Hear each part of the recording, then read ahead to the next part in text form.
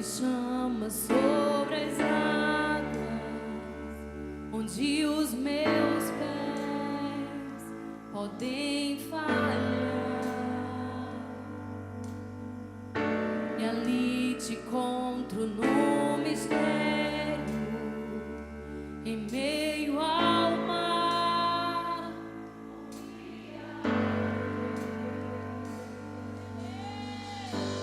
Ao teu nome clamarei, e além das ondas olharei. Se o mar crescer, somente em ti descansarei, pois eu sou teu.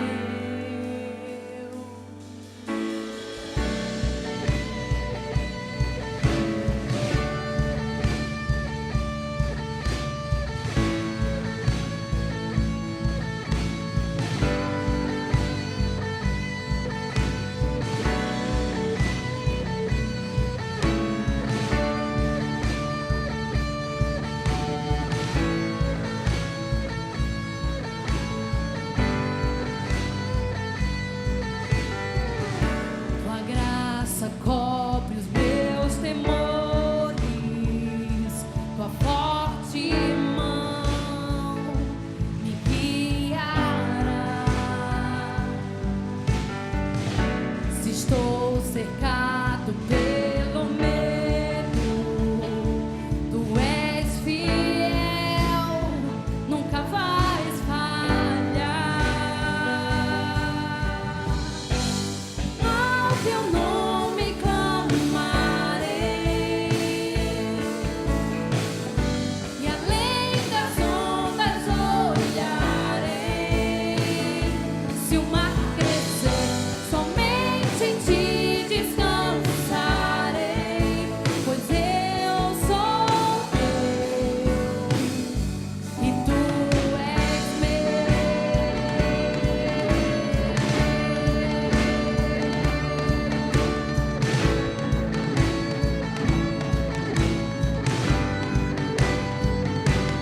Tu és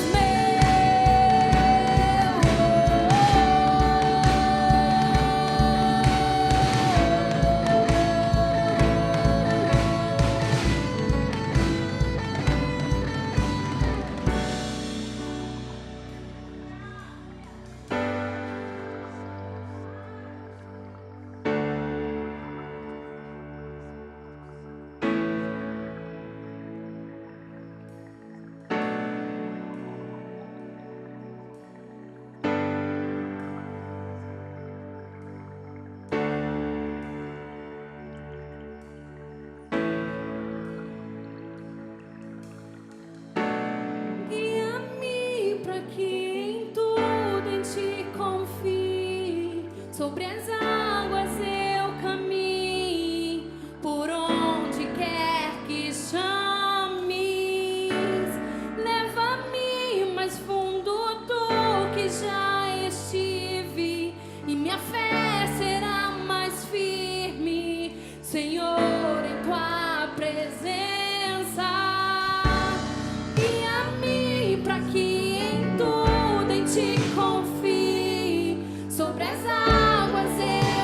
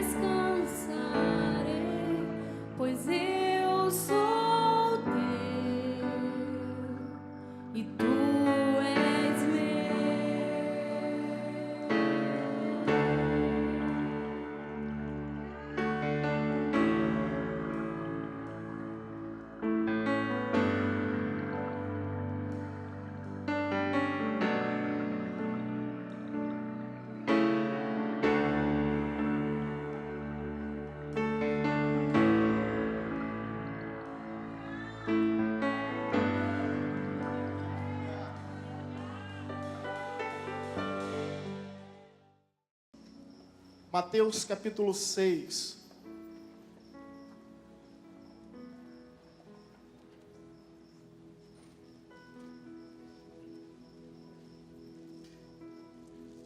Mateus capítulo 6, versículo 5, versículo 6. Esses dois versículos tão somente. Aquele que encontrou, diga amém. Evangelho de São Mateus, o primeiro evangelho neotestamentário. Muito fácil de encontrar.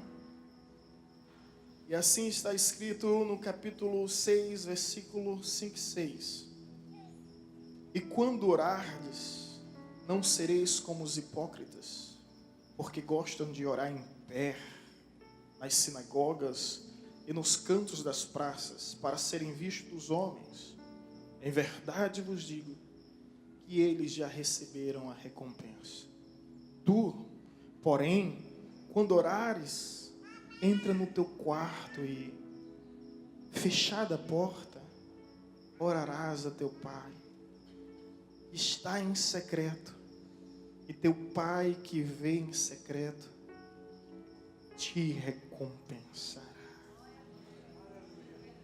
Deus seja louvado por esta palavra. Ministra aos nossos corações, porque aqui estamos para ouvir tão somente a tua voz. E a tua voz é doce. A tua voz é firme, é forte.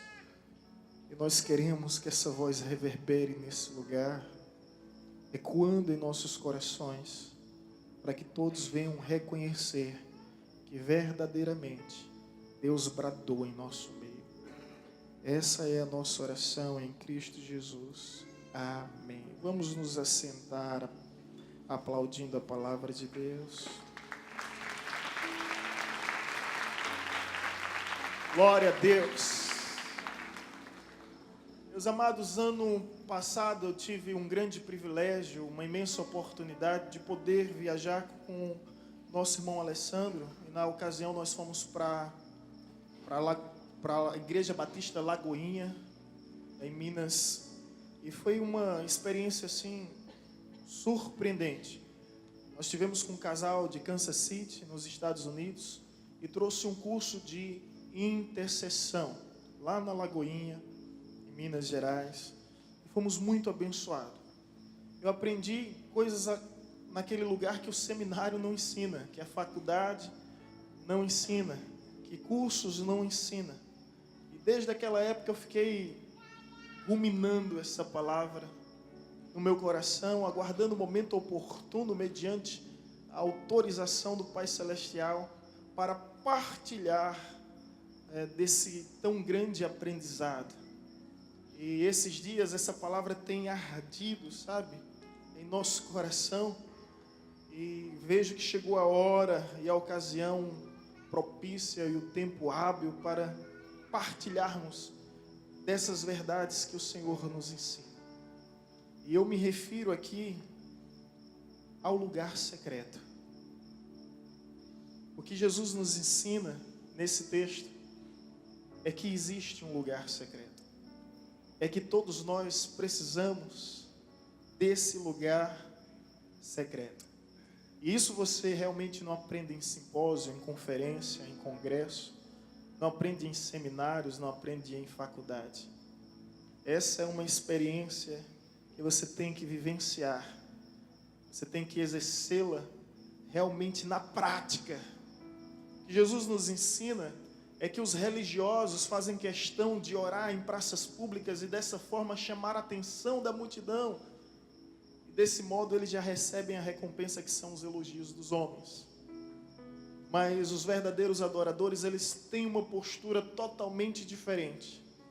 Eles se reservam, eles se isolam, eles buscam um momento de solitude. Eles não estão preocupados com repercussões, reputações, com holofotes, com palcos, com palanques, com altares. O que eles estão preocupados é justamente com um lugar secreto. Um lugar que há um encontro entre eles e Deus e eles. Todos nós precisamos desse lugar, o lugar secreto. E eu percebo nas Escrituras Sagradas que grandes homens de Deus tiveram esse lugar secreto, tiveram esse encontro com Deus através do lugar secreto. Jacó, ele ultrapassou o val de Jaboque para ter um encontro secreto com Deus. Moisés, um ancião, escalou o Monte Sinai para ter um lugar secreto com Deus. Davi se refugiou e se isolou na caverna de Adulão para ter um encontro secreto com Deus. E entre tantos exemplos, o maior de todos eles é que o próprio Cristo atravessou o deserto para ter um lugar secreto com Deus.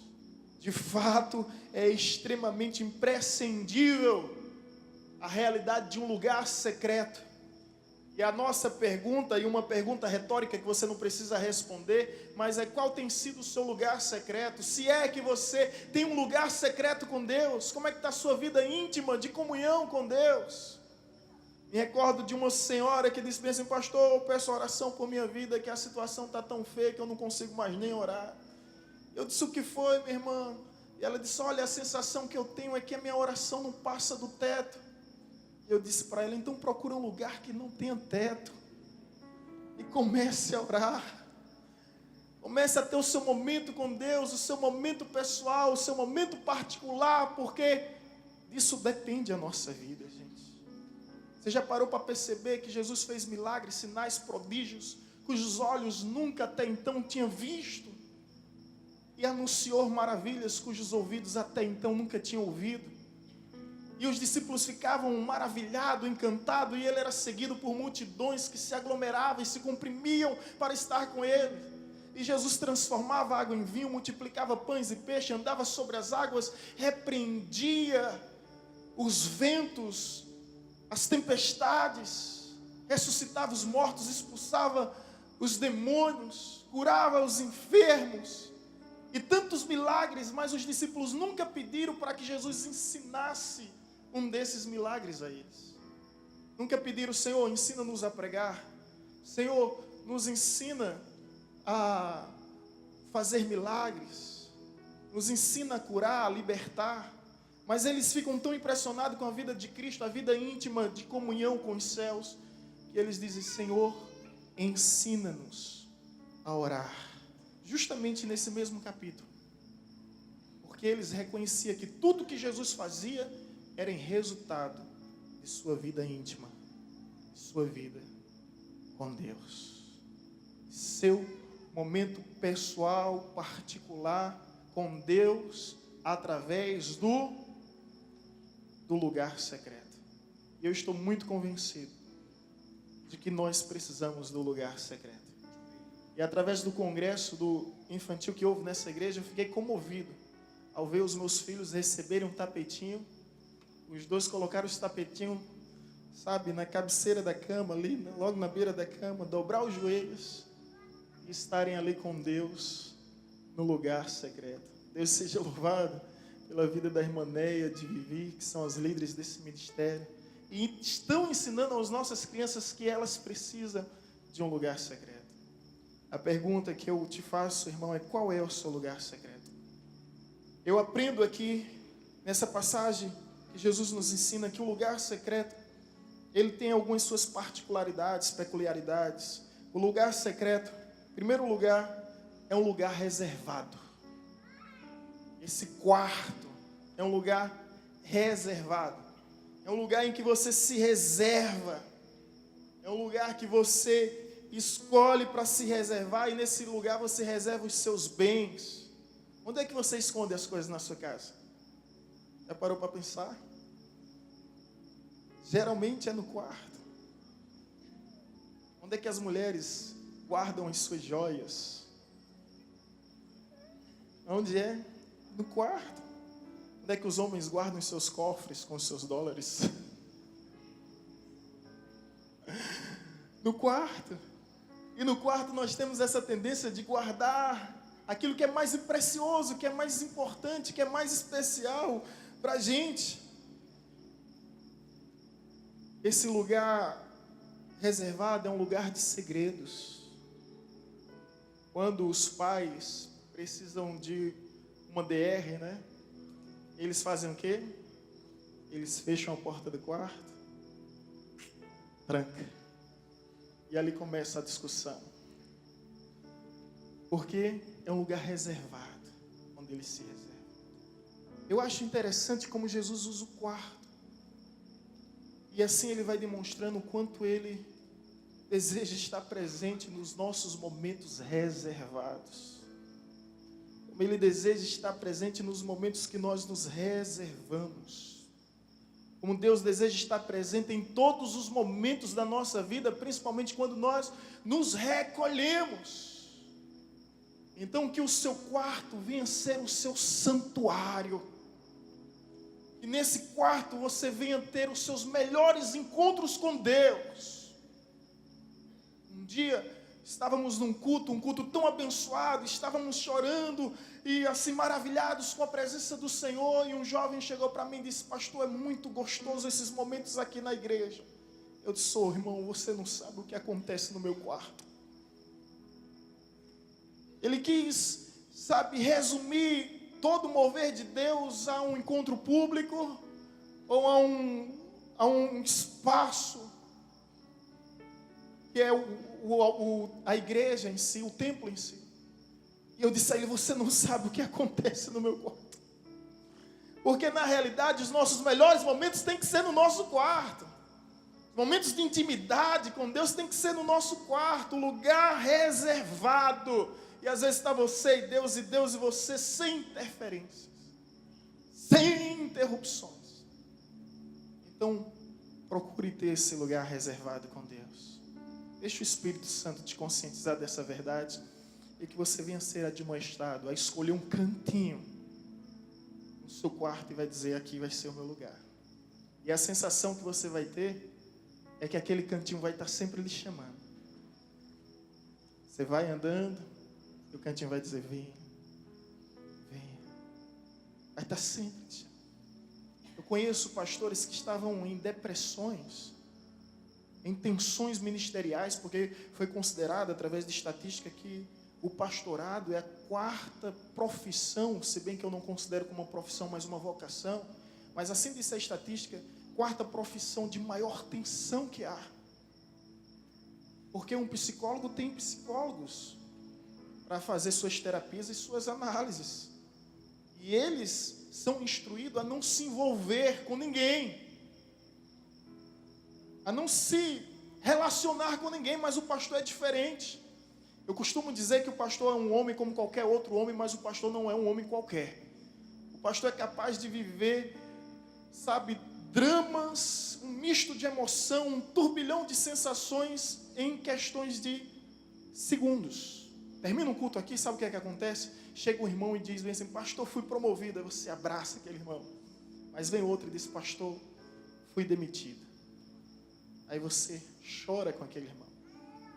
Você sai de uma formatura e vai para um funeral, você sai da maternidade e vai para o cemitério. Então, em questões de instante, você vive dimensões como essa. E alguns pastores estavam sofrendo crises emocionais. Tem até um padre aí, público, que estava sofrendo uma espécie de transtorno, síndrome do pânico. E eu conheço um pastor que foi curado, foi restaurado, foi liberto dessa opressão a partir do momento que ele escolheu um lugar secreto para ele.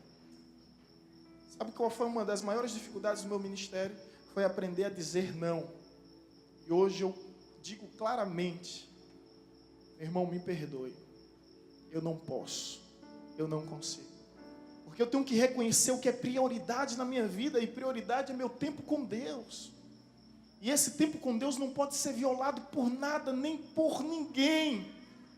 Porque uma fonte somente que emite, o que é que acontece? Ela seca. E nós precisamos receber. E como é que nós vamos receber se não tivermos tempo com Deus? Se não tivermos um lugar secreto com Deus? Se não estivermos a sós com Deus, o que é que nós vamos reproduzir? O que é que nós vamos oferecer? Vira um profissional de púlpito, deixando de ser um profeta de altar.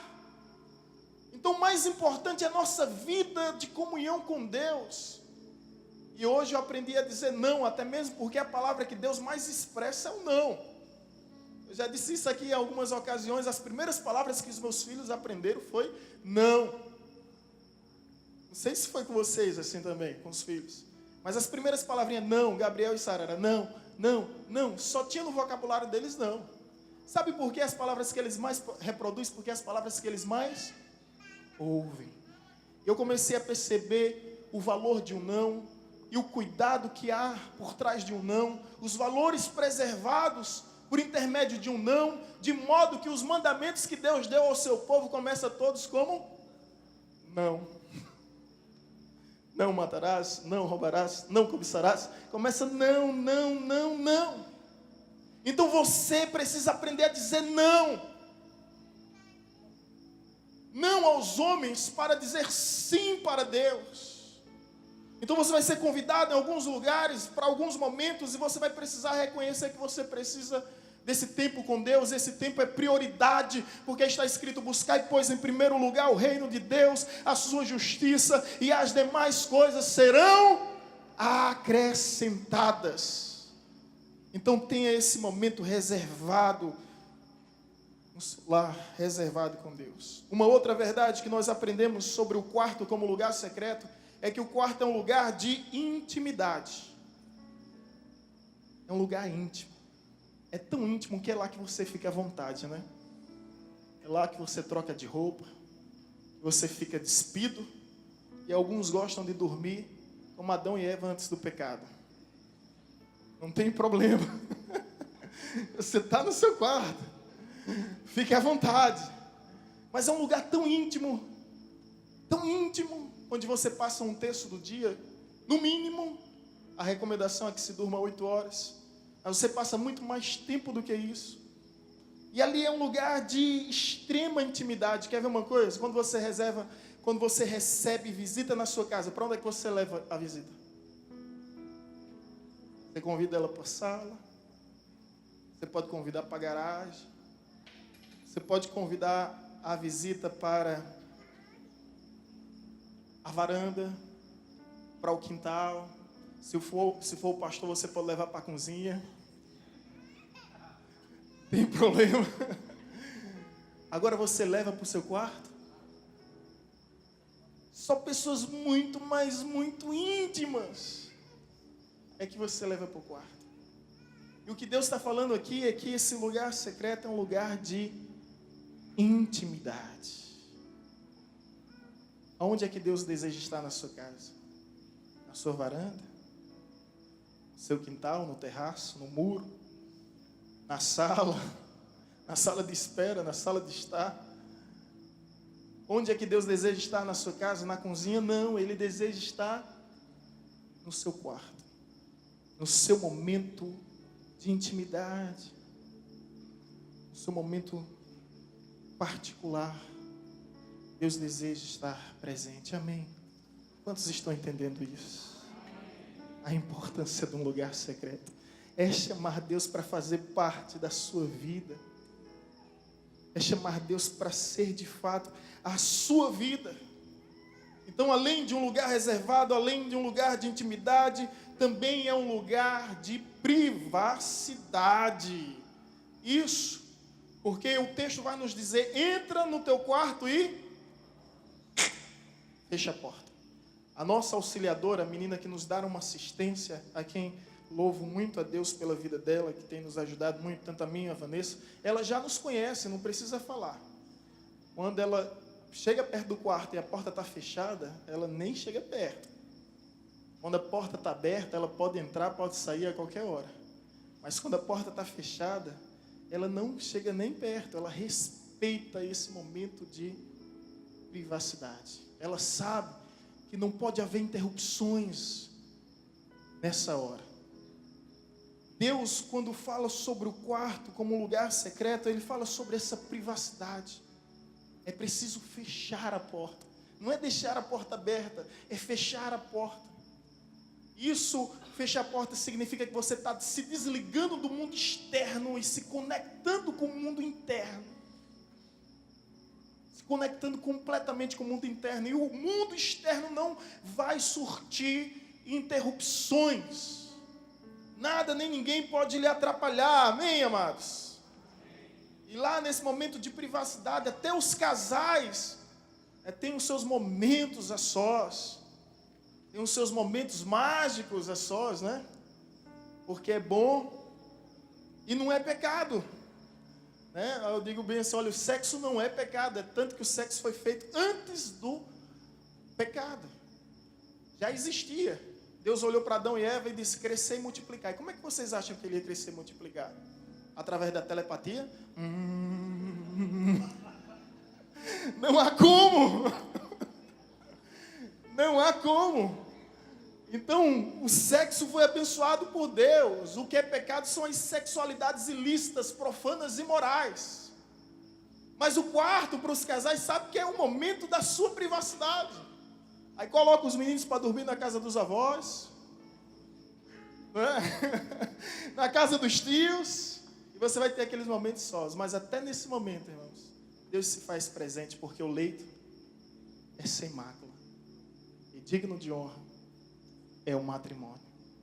E quando isso acontece sobre a bênção de Deus, não há culpa, não há pudor, não há remorso, não há mal-estar.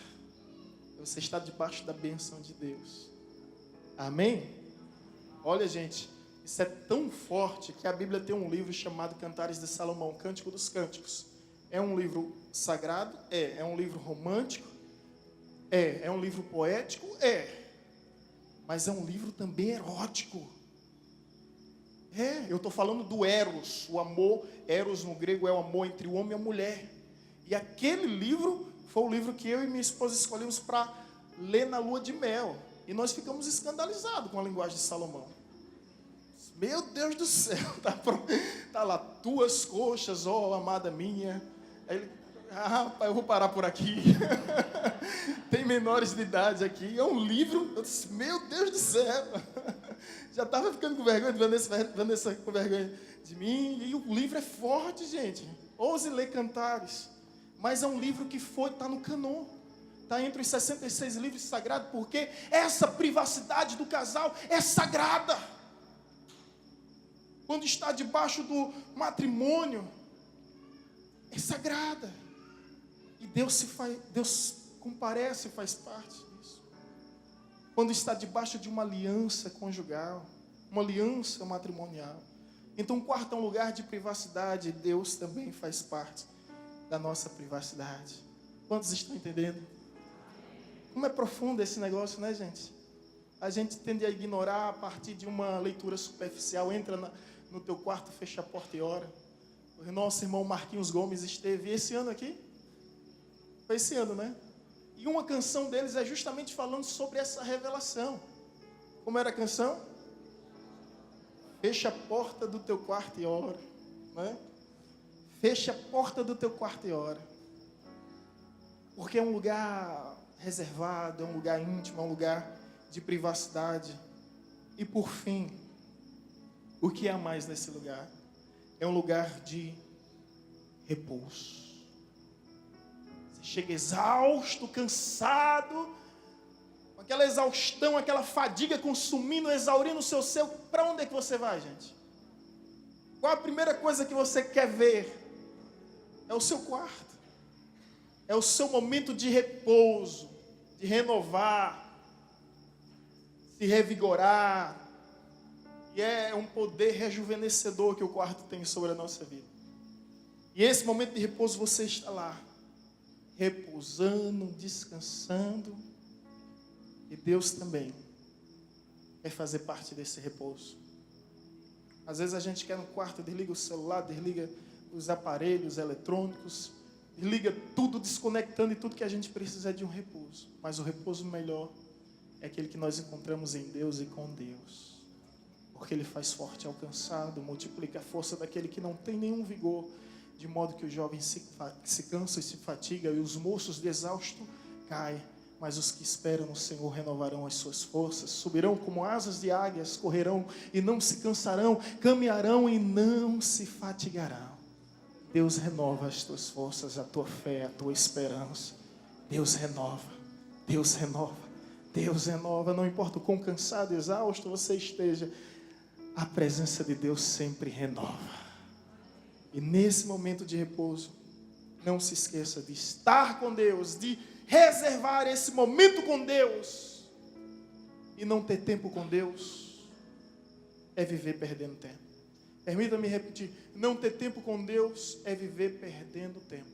Porque o melhor do nosso tempo é aquele que nós dedicamos a Deus. Por isso eu queria dizer o seguinte, antes de visitar o consultório médico, antes de visitar o escritório de advocacia, antes de visitar o gabinete pastoral, experimente adentrar na sala do trono, no lugar secreto, que é justamente o seu quarto. Experimente. Você vai perceber as coisas fluindo. Você vai perceber as coisas acontecendo. Eu estou dizendo isso por experiência de causa. Quantas vezes tensões, dramas, dilemas, aflições, angústia, e simplesmente um momento a sós com Deus resolveu tudo. Resolveu tudo. Às vezes o problema não deixou de existir, mas a minha forma de reagir diante dele foi totalmente diferente. E quantas vezes nesse momento a sós com Deus, enquanto nós orávamos, Deus estava agindo, Deus estava operando, Deus estava trabalhando. Depois que a gente se levanta naquela confiança, somente para obter a notícia. Já foi resolvido. Já foi resolvido. Eu lembro de uma história, eu já contei em algumas ocasiões, eu estava no seminário, e para mim foi muito forte essa história. E o semestre, o ano letivo já tinha se encerrado, e nós estávamos nos preparando para voltar para Paulo Afonso, só que o reitor, o pastor Thomas, pediu para que nós estivéssemos nesse culto da formatura, e o culto terminou muito tarde, era já umas 10 horas da noite, e eu tinha deixado as malas prontas, e quando a gente chega no seminário, depois da formatura, que ocorreu em outro espaço, em outro ambiente, a gente chega lá, e eu disse bem assim, olha, as malas já estão prontas, os meninos, os colegas viram fazendo as malas, e eles começaram a rir, né? Tripudiar de uma forma muito saudável, hilária, cômica, a ridicularizar. Rapaz, que empolgação é essa? Que ansiedade é essa? Você vai amanhã? E eu disse, não, eu vou hoje. Não, você vai amanhã? Não, eu vou hoje, eu estou com muita saudade da minha noiva, eu vou hoje. Né? Com muita saudade da minha família, eu vou hoje. Rapaz, se acalme. Eu fiquei olhando para um lado e aquela aflição, eu disse, eu já sei, eu vou ao lugar secreto. Era o primeiro andar, subi, tranquei a porta, estava todo mundo lá no pátio ainda do seminário, e fiquei orando. Disse, Deus, eu creio, Tu és poderoso para mover céus e terra, eu não sei como isso vai acontecer, não compete a mim procurar entender, mas eu coloco diante de Ti na certeza que Tu és tremendo para fazer aquilo que nós não conseguimos fazer. Oração simples, desci, fiquei no pátio, calado, em silêncio. De repente a campainha aperta, lá na frente diz bem assim, o vigilante diz bem assim, olha, Sidney, estão te chamando lá. Quando eu vou lá, é a tia de Vanessa. Oi, Sidney, tudo bem? Estou sabendo que você está indo para Paulo Afonso. Estou indo. Só me faz um favor, leve essa encomenda de extrema urgência. Se eu levo, se alguém me deixar na rodoviária, eu levo. Ela disse, aí esse é o problema? Então entra aí, vamos embora. Cheguei, tchau, queridos, até ano que vem. Peguei a mala, coloquei no carro, ela me deixou na rodoviária, ainda peguei o ônibus que vinha de 11 horas. E ali foi tão importante para mim, sabe, o que foi aquela urgência, aquela intervenção imediata, por meio de uma provisão da parte do nosso Deus. Incrível! Eu citei pastor Thomas aqui, lembrei de uma história que envolve o seu nome, foi quando alguém chegou no seminário para criticar um professor. Chegou no seu escritório e disse bem assim, olha, pastor Thomas, eu não estou gostando do professor tal, ele está fazendo isso, dessa forma, desse jeito. Sabe o que o pastor Thomas fez? Eu nunca esqueci aquilo. Ele disse, um momento. Fechou a porta do seu escritório, trancou, disse, vem comigo. E ali dobrou os joelhos e disse, vamos orar pelo professor. Aquele aluno era um amigo meu, dividiu o quarto comigo. Ele disse que não conseguiu orar, ficou só olhando para o pastor Thomas. E ele disse que saiu dali tão comovido, tão comovido, tão comovido, reconhecendo que a nossa missão como cristão é apresentar as nossas indagações, satisfações, preocupações, revolta, e seja lá o que for, diante de Deus, no lugar secreto, no lugar reservado. Que lição! Eu não vivi essa experiência, mas eu aprendi por osmose.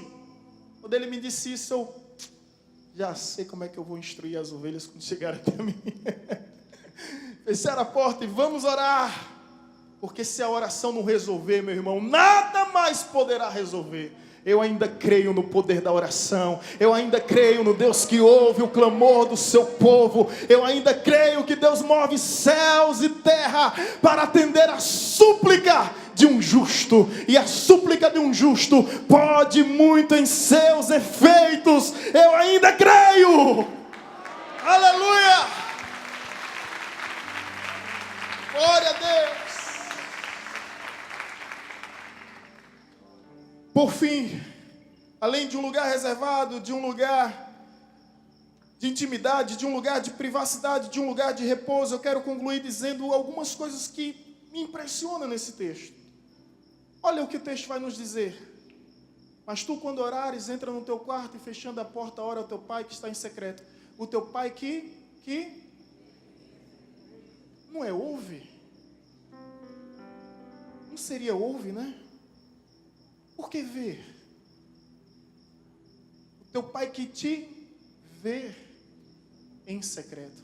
Ele te vê, no momento secreto ele te vê, amém? Ninguém está te vendo, o pastor não está te vendo, o líder do ministério não está te vendo, teu patrão não está te vendo. Talvez teu cônjuge, teu filho, teus pais não estão te vendo. Mas Deus está te vendo. Ele está observando. E o que eu aprendo aqui é que Deus contempla as nossas atitudes. As nossas atitudes. Você sabia que Deus age mais em reação às nossas ações do que às nossas petições?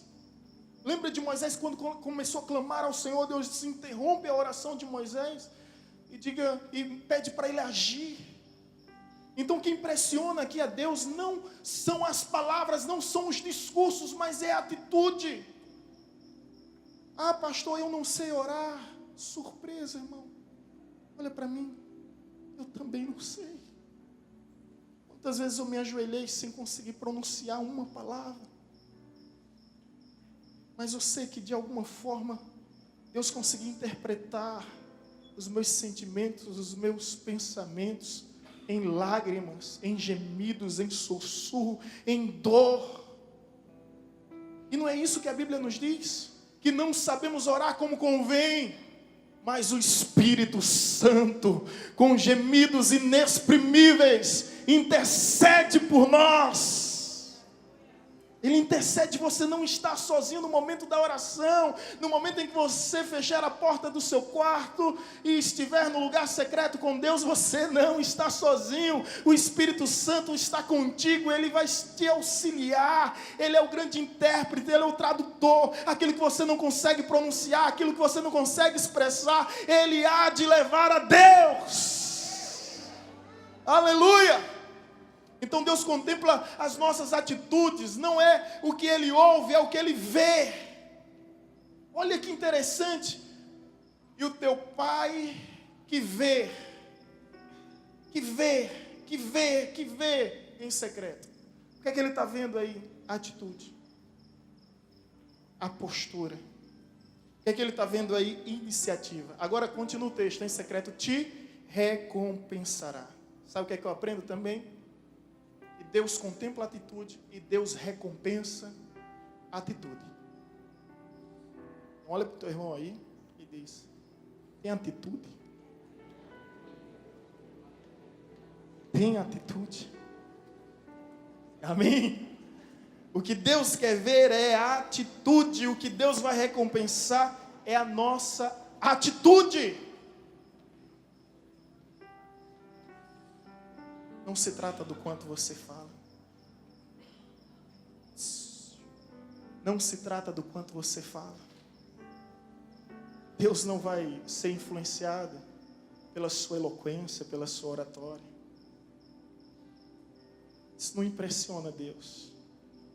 Hoje pela manhã nós falávamos o seguinte, que para Deus mais vale um coração sem palavras do que palavras sem um coração. Então quando você adentrar no lugar secreto, você não conseguir expressar as suas palavras como queria, derrame ao menos o seu coração. Derrame ao menos o seu coração. E ore, mesmo sem ter vontade, até sentir vontade. Alguém me deu um conselho esse dia. Eu cheguei para essa pessoa e disse, olha, às vezes eu não tenho vontade de orar. E ela me explicou que a carne milita contra o espírito contra a carne, e nós por nós mesmos jamais sentiremos vontade de orar, porque não é algo condizente à nossa natureza humana caída. Todavia, ore, mesmo sem sentir vontade, até sentir vontade. E eu creio que você há de convir comigo que quantas vezes a gente entra na presença de Deus sem vontade, depois a gente não quer mais sair. Porque não jamais importa a nossa vontade. Lembra quando Jesus disse em determinado momento, afasta de mim este cálice. Mas imediatamente, ele disse, que não seja feita a minha vontade, e sim a tua vontade. No lugar secreto, a vontade de Deus prevalece sobre as nossas vidas, e não importa quão diferente ela seja das nossas, nós sabemos que no fim, a vontade de Deus é boa, é perfeita e agradável, e Ele tem sempre o melhor para nos oferecer. Quantos podem aplaudir ao Senhor? Aleluia! Aleluia! Glória ao teu nome! Glória ao teu nome, Jesus. Então, quando Deus disser não, entenda que esse é o melhor sim que você já ouviu. Amém? E entenda que Ele está te esperando hoje, no lugar secreto. Não sei qual é esse lugar, mas eu queria te estimular de alguma forma a chegar na sua casa procurando esse lugar, procurando esse cantinho, e ali dedicar completamente, totalmente a Deus. Tenha certeza, você vai viver momentos incríveis, momentos maravilhosos, porque está escrito que Ele recompensa a atitude e Ele recompensa publicamente. Deixa eu te dizer uma coisa, escuta isso. Intimidade gera santidade. Santidade gera autoridade. E só há uma forma de adquirir intimidade: através do lugar secreto. Através do tempo a sós com Deus. Você vai encontrar força para viver em santidade. E você vai encontrar poder para exercer a sua autoridade. Você lembra daquelas pessoas que foram expulsar o demônio e diz, olha, eu venho te expulsar em nome do Deus a quem o apóstolo Paulo prega. Em nome do Cristo que o apóstolo Paulo prega. Os demônios deram uma surra naqueles caras. Deram um sarrabui naqueles camaradas. E eles disseram, os demônios, conhecemos Cristo e bem sabemos que é Paulo. Mas vocês quem são? Vocês quem são? Não tinha intimidade, não tinha santidade, consequentemente não tinha autoridade. Mas se há uma certeza que um justo tem, e anda na presença de Deus, é essa. E aqui eu concluo. A Bíblia nos diz que Deus está no mais alto e sublime trono, revestido de glória, formosura, poder e majestade, arrodeado pelos seus santos anjos que cantam interruptamente, santo, santo, santo. E esse Deus completamente imóvel à adoração dos anjos. Mas a Bíblia nos diz que Ele inclina os seus ouvidos para ouvir a súplica de um justo. Então imagine comigo, Deus está sentado no seu trono. Os anjos estão lá, o coral celestial, com toda aquela orquestra, sabe, incrível, onde ninguém chega a subtonar, tudo na mais plena perfeição, não há desafinação, e eles estão cantando e Deus simplesmente imóvel em relação àquilo. Mas de repente, quando um justo entra no lugar secreto, começa a clamar, acontece o que está escrito. Ele se levanta do seu trono, inclina os seus ouvidos, como se dissesse: parem um momento, parem anjos, parem querubins, parem serafins. Existe alguém clamando pelo meu nome. Eu preciso ouvir a sua voz. Eu desejo ouvir a sua voz. Eu desejo ouvir o seu clamor. Deus inclina os seus ouvidos para ouvir a súplica de um justo. E a Bíblia diz que a súplica de um justo, ela pode muito em seus efeitos. Ela pode muito em seus efeitos. Ela pode muito em seus efeitos. Não, vocês não estão entendendo. Ela pode muito em seus efeitos. Se coloque em pé e aplauda ao Senhor, porque a tua oração é atendida nos céus, é temida no inferno, porque Deus ouve o clamor do seu povo. Aleluia! Glória a Deus. Louvado seja teu nome, Jesus. Coloque a mão no seu coração. Aleluia.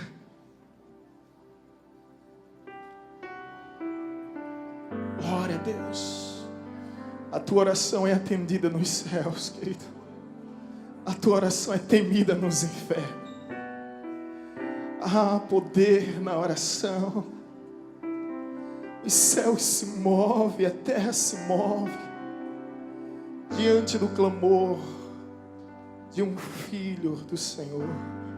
E nós não estamos aqui tecendo súplicas de servos, de adeptos, ou qualquer coisa do tipo ou da natureza. É a oração de um filho. É a oração de um filho. É a oração de um filho. O filho não agenda encontro com o pai. Ele não precisa ligar para secretários, intermediários e mediadores. Ele tem livre acesso à presença do Pai. E um pai, ele sempre ouve um pedido de um filho. Eu tenho 2 filhos. E eu só não vou atendê-los se eu perceber que aquilo não há de fazer o bem a eles. Mas se eu perceber que é algo que não há de trazer o mal, se estiver dentro das minhas condições, das minhas possibilidades, eu farei o possível para realizar um simples desejo de um filho. Eu, com todas as minhas limitações, agora imagine um Pai celestial. É por isso que está escrito: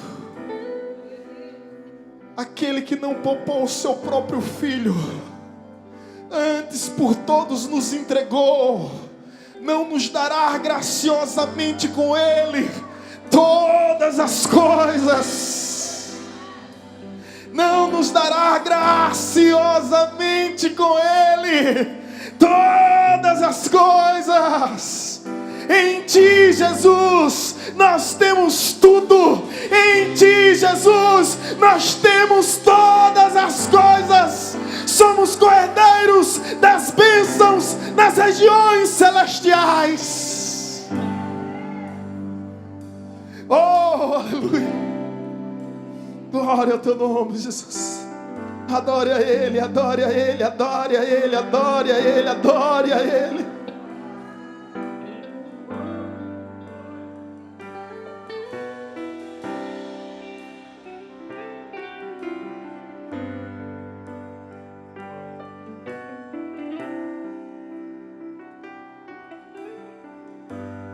Hoje eu fui te procurar naquele lugar onde você me chamava de pai. Esperei com tudo o que me pediu, mas você não foi. Onde é que você está? Já não ouço mais a tua voz. Você não tem mais tempo para vir aqui. Tá tão ocupado com as suas coisas e se esqueceu de mim. Mas se precisar de um ombro pra chorar, ainda vou estar naquele lugar onde você buscava, eu ia te encontrar, meu filho. No santo lugar, eu quero te encontrar, sarar suas feridas e te perdoar. Lá naquela cruz, morri em seu lugar. Filho, nada irá me impedir de te amar.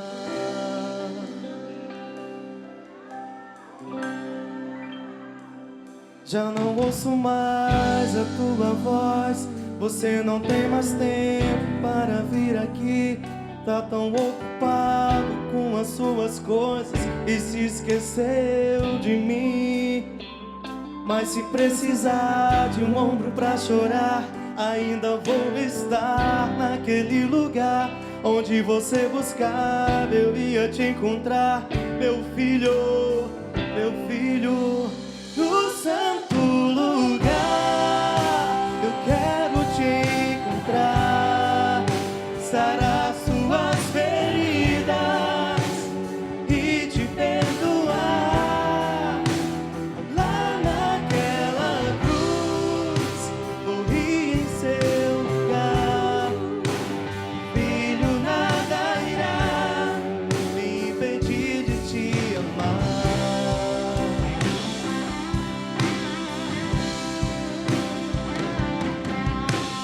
Filho, eu dei minha vida por você e eu não te fiz para viver assim tão longe, meu filho. Filho, eu inspirei um compositor, pus essa canção nos lábios do cantor para te dizer te amo.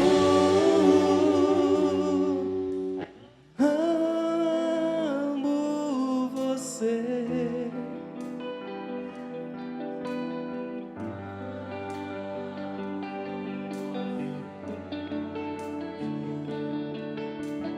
Amo você. Amo você.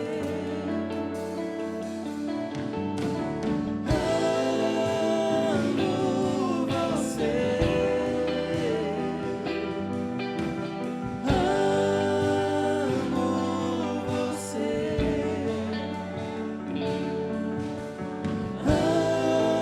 Amo você.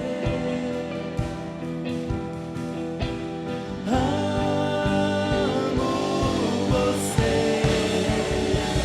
No santo lugar, eu quero te encontrar, sarar tuas feridas e te perdoar.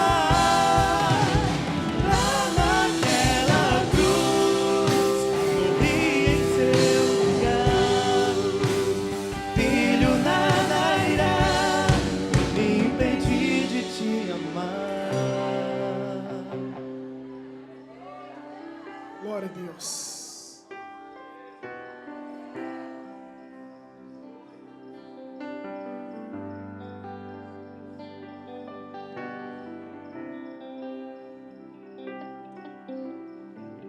Glória a Deus. Glória a Deus. Glória a Deus. Oh, Jesus. Há poder no lugar secreto. A cura, a libertação no lugar secreto. Há milagres no lugar secreto.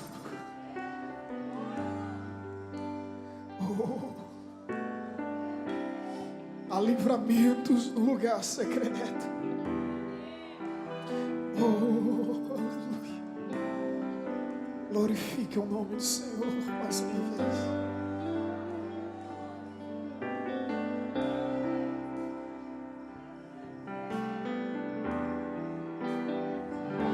Santo, santo, santo. Ore ao Senhor.